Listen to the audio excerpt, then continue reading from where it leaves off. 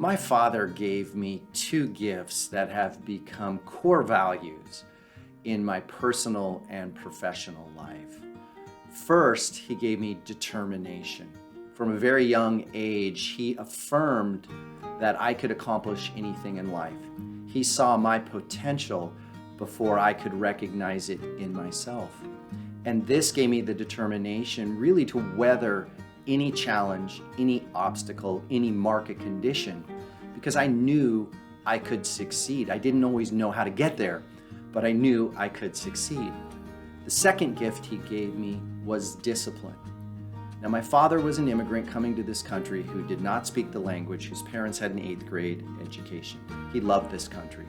He said, you can become anything you want in this country, but don't you ever expect a handout. He said, you are not entitled to anything. Don't look to the government, your company, or your boss for your success. Your success is solely determined by your investment in yourself, which was education, and the daily disciplines you do, regardless of what's going on around you, to push yourself forward. So through those two principles, determination and discipline, he helped me really become the sales leader that I am today. So thank you, Dad. I love you, and happy Father's Day.